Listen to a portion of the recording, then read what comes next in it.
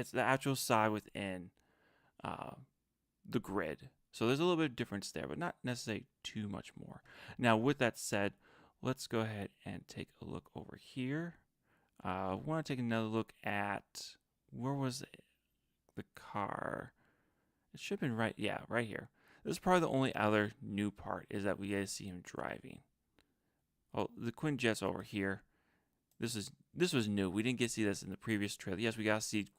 Uh, I think these are Quinjets, or if they're not, please let me know. I thought they were called Quinjets technically, but besides the Quinjets here, the only other new area we had seen was this right here. Him in the car driving. So that's the only really new parts that we really see that's going on.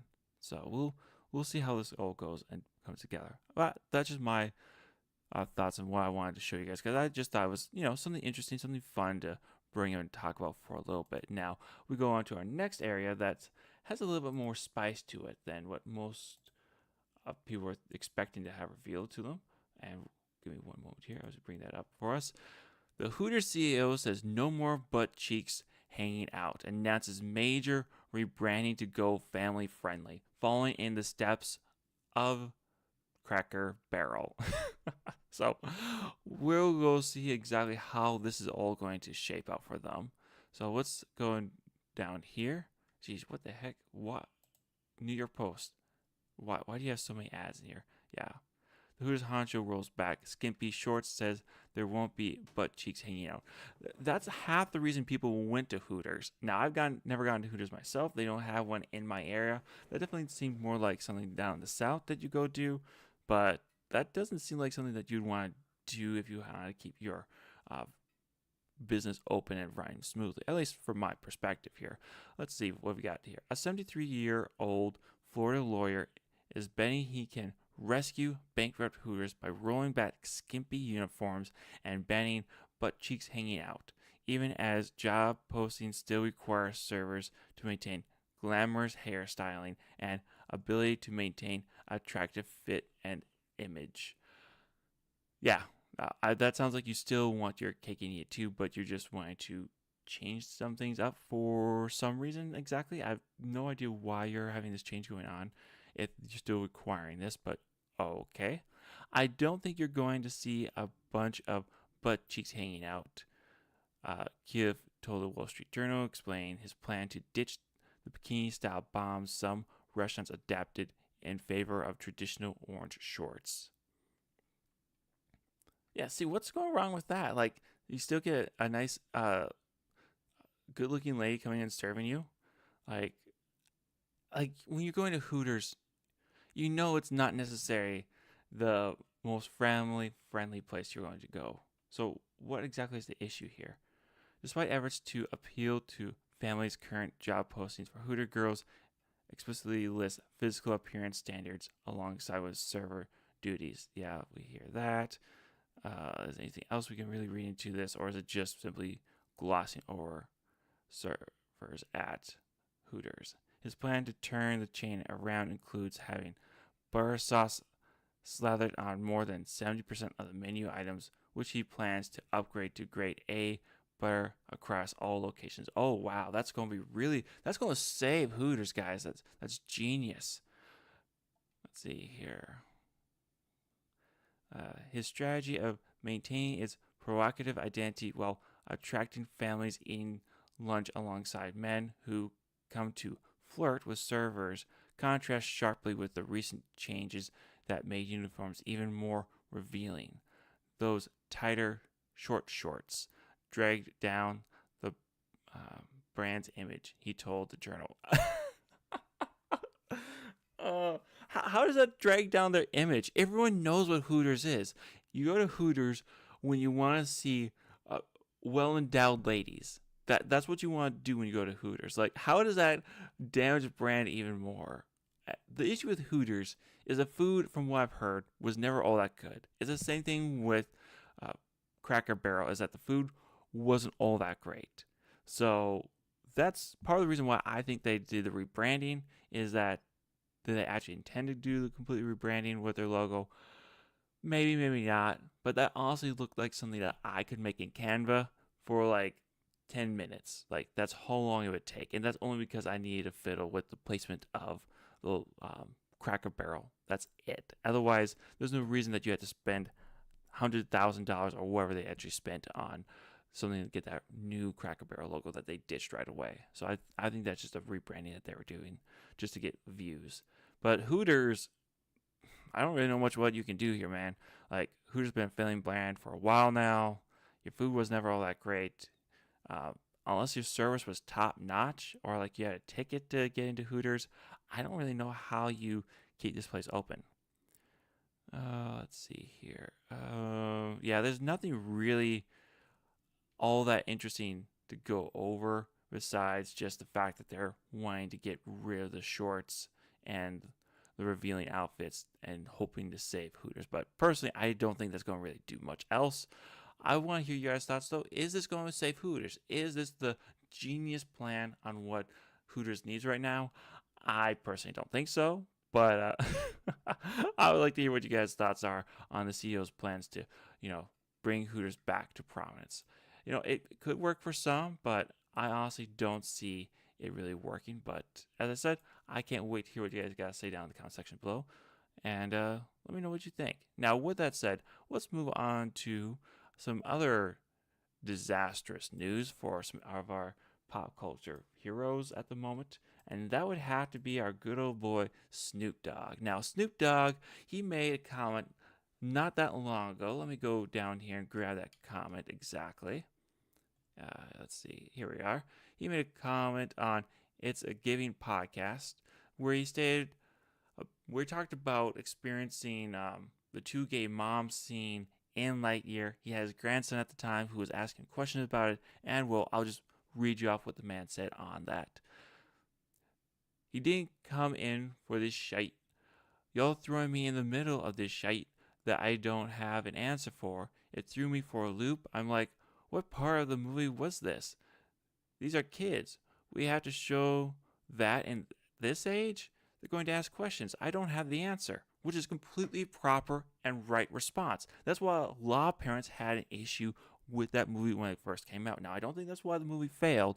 I think it failed for several reasons. That being a very big part, but I think it also failed because it didn't have Tom Hanks voicing the Buzz Lightyear. I think it failed. No, it wasn't Tom Hanks. It was because Tom Hanks is Woody. Oh, shoot, I'm forgetting now the gentleman who Tim Allen. There we go. Didn't have Tim Allen voicing Buzz Lightyear when that came out. And also the story, it didn't look like something that a 12-year-old boy would go watch and just get consumed by. How do I know? Because I had the Power Rangers growing up. And honestly, Buzz Lightyear should be the Power Rangers just, fighting through space. And nothing about that movie looked like it would be engaging to a 12-year-old boy like Andy. And so it didn't look like it'd be engaging to that audience. Now, unfortunately, Snoop Dogg has come out and backtracked on his statement quite quickly here. I was just caught off guard and had no answer for my grandson. All my gay friends know what's up. They've been calling me with love. My bad for not knowing the answer for a 6-year-old. Teach me how to learn. I'm not perfect. Okay, which is what he goes out and has a message released out there.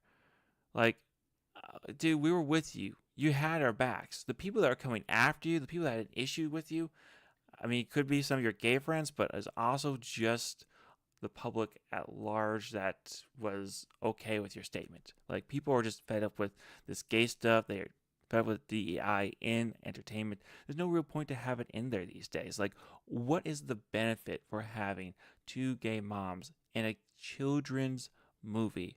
Why do you have gay stuff at all? Well, we want to show stuff that is out there besides just heteronormativity. Kids are already going to be going through a confusing time. Giving them the standard of like, dude likes girl, girl likes dude is proper. Like, if a dude likes a dude and a chick likes a chick, they're going to figure it out. Also, we have social media right now. It's not like it's back in like the 1800s where you can't just go look up like, why am I attracted to the same sex? Oh, that's why. Like, why do we have to force this on kids who are going through a difficult time? Heck, my sister, who is currently growing up out in the boonies of nowhere, even their school is having to deal with transgenders and a whole lot of career stuff now that growing up, like that high school didn't really deal with that all that much. Yes, it was there. There's always that one odd kid, but now the fact that you have that place having a whole community prop up, I, it's possible they're actually legit queers and transgenders. That's fine if that's the case, but in reality, from my understanding, it just seems to be more like clout chasing. Like that's a big thing that goes on in middle schools and high schools that she's currently in. So I think this has just been more damaging than actually helpful than what their intentions were. I know there's some good intentions out there, but man, it's hard to see them right now. And speaking about good intentions, we got another individual who I'm not even sure if he has good intentions for his grandfather's legacy or some questionable good intentions. But we have the Rings of Power Facebook page releasing a statement stating that Tolkien's grandson has spoken about the Rings of Power and said he is in favor of the changes. I believe that the Second Age can be dramatized. True. Okay, let me put that right there. The Second Age can absolutely be dramatized. There's so much you can do with the Second Age. It's just the way that they did it is horrendous. You took Galadriel, one of the most powerful sorcerers is in the entire Middle Earth, and you gave her a sword and made her butch. You made her a commander of the armies when she should be a queen. That's your first major strike, in my opinion. Next, you took Sauron and you made him into like this love interest for Galadriel that people were like, that's Sauron. Like the moment that everyone saw, like, yeah, from episode 1 all the way through to the end of the first season. No, I think it was the second season. No, it was the first season that was revealed that that was Sauron. Everyone had him pegged as the main villain. Like there's no questions about it. Yes, you had some people like having fan theories out there, but if you're watching and paying attention, you saw it right out the bat. You then had Gandalf come in, and for the entire first season, you're like, "Oh, is this stranger? He's a grand elf." Like that's how you named Gandalf. You then go ahead and you bring Sauron into the scene as well as a dark wizard. Like, okay, he's not Sauron that we know for sure, but who else could the Dark Wizard be? You're gonna have this be Sauron, and then later on he's gonna either have his memories erased, or he's gonna be able to escape and hide his identity that he was a Dark Wizard out in Rune. You go ahead and you have Elrond being just a message boy. Like, there's nothing really wrong with that, but Elrond, I don't remember the entire story for Elrond, so to be fair, but he doesn't have the presence of like a strong, determined warrior, also a king. It just, I don't know, seems a little wishy-washy. Like, yes, he does get a little more badass towards the end of season 2, but that's it. The dwarves, I like the dwarven society. I like going and seeing Chasm Doom before returning to Moria. But then you go ahead and you have the Belrog wake up right in the middle of the Second Age when Sauron is still at his peak of his power. Like, what happened? Why didn't we have, I don't know, Sauron and the Belrog team up? Because the Belrog doesn't wake up till way after Sauron has been defeated and Numenor has been sunk. And don't get me started on Numenor, alright? You have the Numenorians that their armor looked like shite, okay? You literally had their armor looking like just plastic was put onto them or like a t-shirt. Like, when you compare that to even The Hobbit, which is way lesser of a film series than The Lord of the Rings, it's laughable how bad it is. Like, you spent $1 billion and this is the best you could do for your armor. Okay, fine, whatever, just bad casting. Uh, so it's just, the way it was done is horrible. Can you do the Second Age as a dramatization? Absolutely. There's a lot of drama, a lot of change, a lot of tragedy that happens in the Second Age, as you can tell. But this is not it, fam. You just completely failed in every regard here. And honestly, I wonder if Professor Tolkien is currently spinning his grave so fast they can power London at this point, because, sheesh, you've just made a mockery of what he has done. And speaking about mockeries, let's move on over to Star Wars, everyone's favorite mockery at the moment, and how they are just completely, mistreating a lot of things that's going on. Now, yes, they do have this trilogy that's currently going out. I said trilogy, sorry. Standalone film that's currently going out. It has, let's see, what's the cast again? I just had that all pulled up here for us. Bingo, here we are. Ryan Gosling, Amy Adams, Matt Smith, powerhouses, fantastic actors, and yeah, so studded cast. But does anyone care about Star Wars? My apologies if these guys are well known.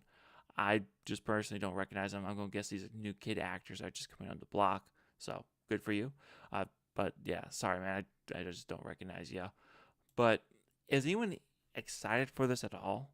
I can't really say I am, and I am a Star Wars fan. Now, I hope that this is good. I hope that what we're going to see here in just a moment or two is this revitalization of Star Wars. But can we honestly say at this point that Star Wars can survive? I don't think so. But let's get into this trailer and see what they have prepared for us and if it's any good. Exegol taught me the weakness of empires. Exegol. Are we really... So, anyone's hope that we were getting away from the sequel trilogy, this just kills it. Because this is building off of that... What was it? The Rise of Skywalker movie where Exegol was the final confrontation between Palpatine and Rey, where I am all the Sith and I am all the Jedi. So lame. Anyways, sorry, let's get back to it. Their victory was a fleeting illusion. Exegol was not our end. It was our beginning. Well, yeah, it was absolutely setting up a continuation of Star Wars. No real issue here, but I think anyone with 2 cents that you can rub together, like, oh yeah, no, this is just the continuation of the story at this point. Whereas what we're seeing here, it's not really drawing me in yet. Like, to be fair, we're only 13 seconds in, and I'm driving pretty harshly onto this trailer. But at this point, I should be ecstatic and excited to get into Star Wars, and right now, I'm just feeling like, just let it rest, man. But we'll see. Maybe we're going to be turning it around and see if we can come up with a better story. My guess is this is going to be a Sith knockoff or of some sort, or maybe some Dark Jedi, but let's go ahead and take a look.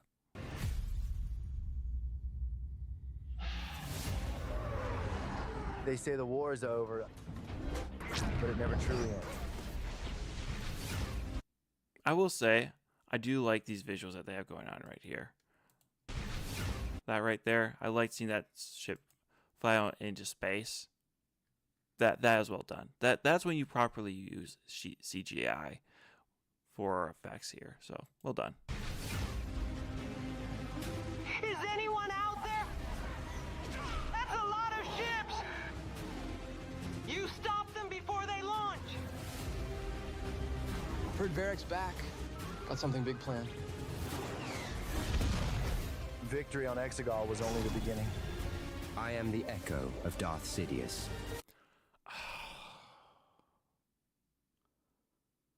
It's worse. It's literally worse.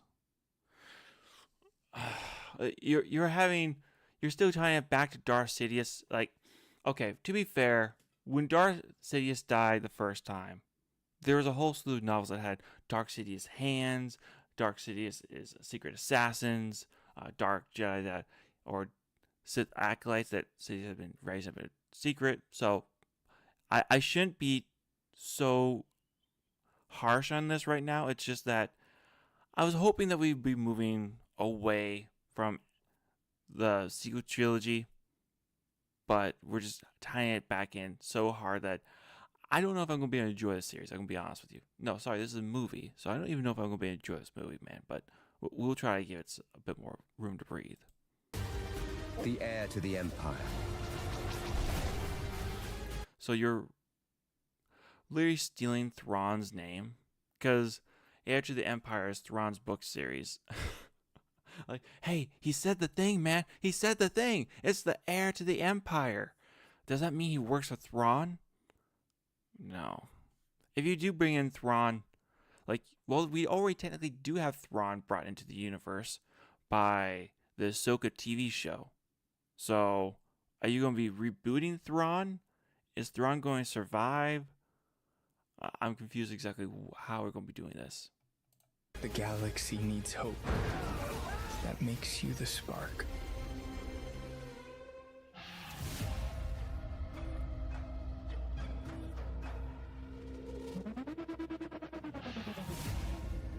Yeah.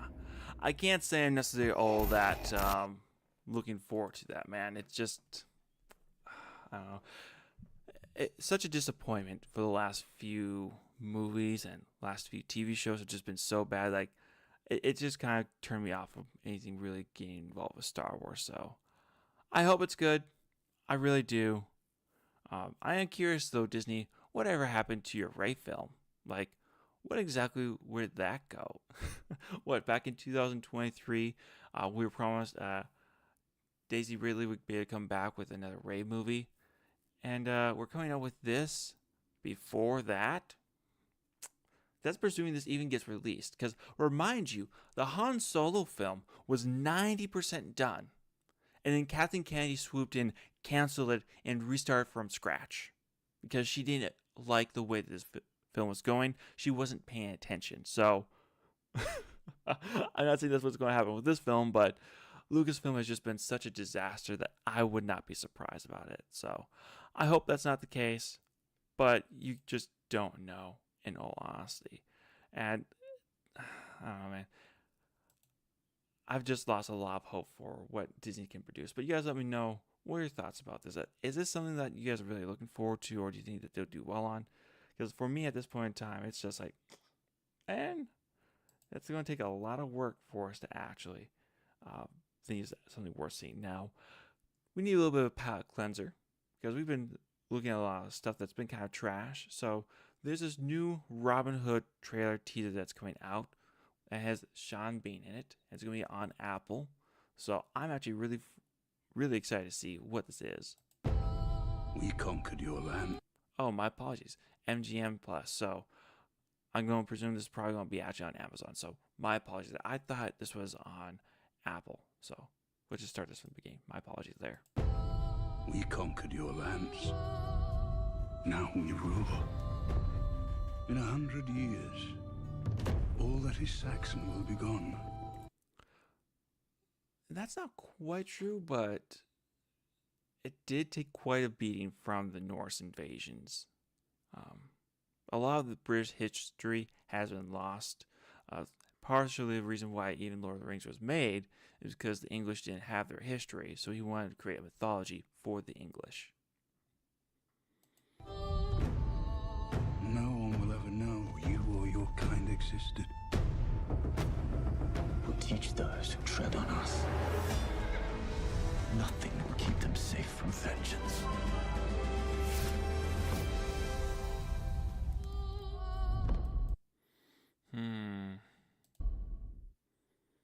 I don't know. I don't know what to think of that. It might be worth seeing. I always do enjoy a new take on Robin Hood. Back in the 2000s, there was a Robin Hood TV show that came out, but usually Robin Hood is associated with the time of the Crusades. So is Sean Bean, I'm presuming he's going to be playing Prince John, or is he going to be playing Richard the Lionheart, and you're going to be completely changing up the mythos for Robin Hood? Because what happened in Robin Hood is that Richard the Lionheart went off on crusading. Robin Hood, a noble, didn't like what Prince John was doing with taxations at the time, and so Prince John threw him out of his house and pretty much made Robin Hood go on the run and fight against Prince John to bring down his taxation. Now, it wasn't just for the small folk that the taxation was rough on. It was also for the wealthy people. So when it says steal from the rich and give to the poor, well, it wasn't just those that were targeted by the poor. There are also the other targets that Prince John had. So it'll be interesting to see how this goes. Especially with you having the cast of Sean Bean and Connie Nelson. I think it's going to be pretty good. And a lot of decent actors on here. So we'll see how the series goes. I hope it's pretty decent. as long as it's not like the Robin Hood that came out, what was it, last year by Amazon? What was it? Robin Hood. Yeah. The Robin Hood. It was the modern take of it, right? Let me go bring up the image of that. No, that's oh, where did we have those images? Oh, well, I was sure we had that. Was it? It was Robin. No, not the 2025. I'll have to go see if I can find that. It was the...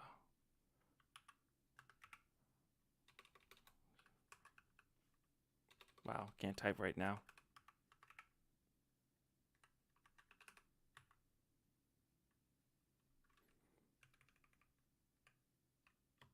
I think that was the version that they did. It's not even bringing it up. It was that like more modern take. Huh. I thought we had that one. Oh. I'm sure we can go ahead and find it later on, but it was the one where it was taking place in like Canada, where thieves were robbing some rich guys and then just giving the funds back to themselves. But they weren't really fighting injustice, they were just crooks at that point. With Robin Hood, he's fighting against the state and state tyranny. So there's definitely a big difference between the two there. So, yeah, my apologies on that one. I thought we had that one pulled up here, so sorry about that, everybody. To wrap us up, though, today, there is another trailer that I want to go over and take a look at. So let's go ahead and take a look at that guy. And this is the film The Savant. Now, this one made me laugh. If you know Jeremy from The Quartering, this is jerk off material for the SSRI popping shit bill. Can't really disagree with him there, man. It's wild what they have in this trailer. But without any further ado, let's just jump into it, and you guys can see how glorious this is going to be on Apple TV. Hey kids, come on.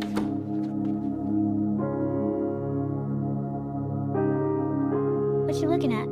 She's working. She's working? I thought this was a no-work weekend, Mom.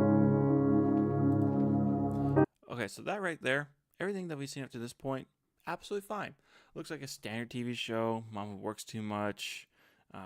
Pretty much standard for current day stuff. So, well, I don't mean current day cinema. I'm more so just saying like current day environment where there's always a parent that's working that's not spending time with family. So that's not really anything that's an issue here that I would have.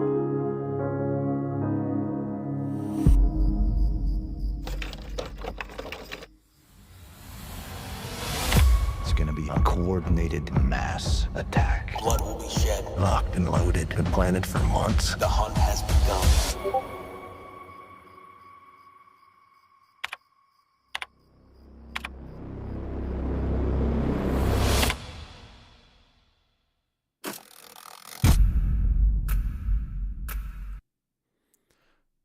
So between 1994 and 2020, 893 extremist attacks took place in America. How are you classifying extremist attacks? Because are we talking about like bombings, like the Chicago Marathon bombing and the World Trade Center? Or are you counting in things like January 6th? Just curious here, how exactly you are putting that all together. Because I believe there has been quite a few attacks over the last, 34, 31 years. So I completely believe that. Just curious how exactly you classify all this. And technically, that's not even 34. That's, 26 years, so.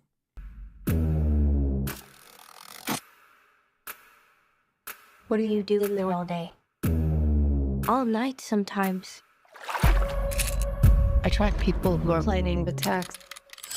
My job is pretending to think like them to stop those people from doing really bad things.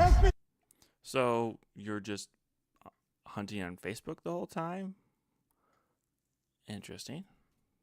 Okay. On your knees! That's why we call her the Savant. Sniper.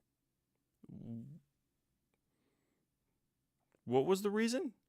As far as I could tell, she's just looking for people, but you never mentioned any qualifications or anything that she's been able to prevent, except for, I guess, technically, you did with that dude coming in there. Oh, that's fair. Let's keep going here. Bombings. Ambushes. We're on the verge of serious violence. I've been watching him for a year and a half. He's recruiting for something. I don't know what it is, but it's massive. This guy isn't just planning violence. He's out to make a statement. Okay, notice how one thing for all these bad guys that we've all been seeing here, they've all just been a bunch of white dudes. None of them have been like dudes wearing any turbans. None of them have been any of them wearing like gay pride parades, or none of them have been like Black Lives Matter people. They've all been white middle-aged dudes. This guy in particular, land of the free, home of the brave. So it seems like they're particularly targeting one particular demographic for this whole situation that's going on. Now, maybe I'm just reading into it too much, and maybe, Carl, you're just gone into much of the internet, and you just gotta relax, man. It's just a TV show, bro. I guess that's possible, but man, with the amount of BS that we have to deal with on a constant basis coming from Hollywood, it just setting up red flares at this moment in time.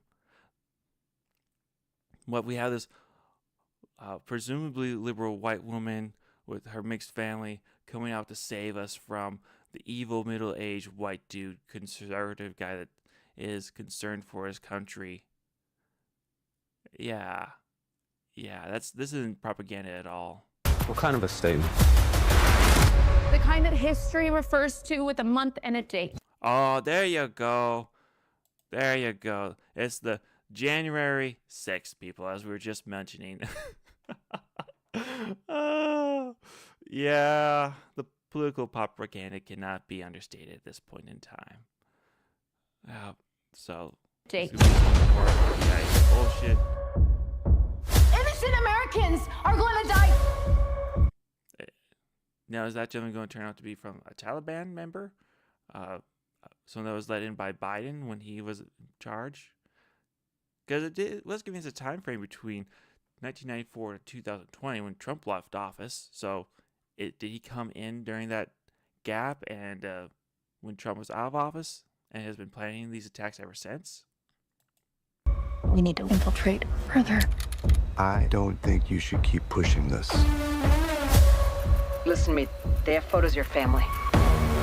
You think if you engage with terrible things, you're daring even worse things to happen.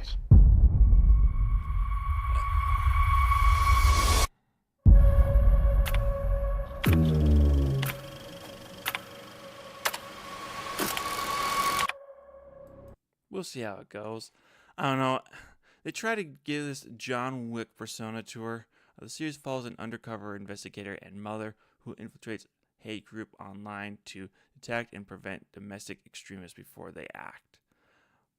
Now, if you were to go take it both sides, if you were to be like, hey, here's a Black Lives Matter group, here's a Muslim group, and here is this extremist neo-Nazi group, okay, sure. Except for the issue is that knowing Hollywood, you're just going to make it all on the neo-Nazis, which everyone already knows the neo-Nazis are bad, but Hollywood is going to Hollywood, so let's see how much DEI BS that gets pulled up here. I am just curious to see at this point in time. But with that, folks, we are closing in at the end of our discussion for today. There's just some items I just wanted to go over and talk and bring up to you and see what your thoughts were and see kind of what your sense of the matter was. Like, did you agree with them? Do you disagree? Like, do you think that any of the stuff we discussed today is actually going to be good? Or do you think it, so far, it kind of looks just mediocre? Like, I thought it was okay, Carl, but after taking a look at it, I just don't see the appeal. I'm curious to hear what you guys got to say.